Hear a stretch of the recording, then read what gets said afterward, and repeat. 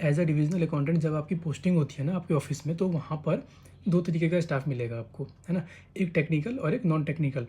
Technical team में जो होता है वहाँ पर जूनियर इंजीनियर आते हैं, असिस्टेंट इंजीनियर आते हैं, और जो आपके सीनियर हैं एग्जीक्यूटिव इंजीनियर जो हेड होते हैं वो आएंगे।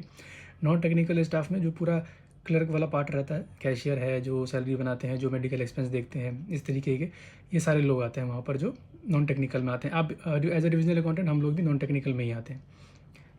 डीए एक ग्रुप बी पोस्ट होती है, ठीक है। फाइनेंशियल हैंडबुक एक बुक होती है जिसके हिसाब से जो डीए है वो इक्विवेलेंट है एक असिस्टेंट इंजीनियर के उसमें, ठीक है, फाइनेंशियल पावर्स में। लेकिन सैलरी में बहुत डिफरेंस आता है, ऑब्वियस ही बात है। लेकिन आप जो है वो अकाउंट्स डिपार्टमेंट के हेड रहते हैं, ठीक है, रिस्पॉन्सिबिलिटीज़ काफ़ी रहती हैं। और फाइनेंशियल ट्रांजैक्शंस तो आप देखते ही हर तरीके का, बाकी आपको सर्विस बुक वगैरह भी देखनी पड़ती है, आपको कुछ फाइनेंशियल तरीके की जो डिस्प्यूट्स वगैरह हैं वो कैसे सुलझेंगे वो सब देखना पड़ेगा, है ना।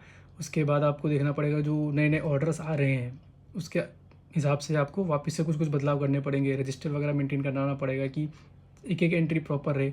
फिर एक चीज़ होती है कि आपने पूरे महीने में जो जो एक्सपेंस करे हैं उसका एक अकाउंट बनता है जिसको मंथली अकाउंट बोलते हैं। वो आपको अपने जिस भी स्टेट में आप पोस्टेड हैं वहाँ का जो ऑफिस होगा, मेन ऑफिस जिसको हम एजी ऑफिस बोलते हैं, अकाउंटेंट जनरल ऑफिस होता है वो, वहाँ पर आपको हर महीने भेजना होता है, ठीक है। तो ताकि एक चेकिंग हो सके कि जो खर्चा हुआ है वो जेन्युइन है, वो वैलिड है ना।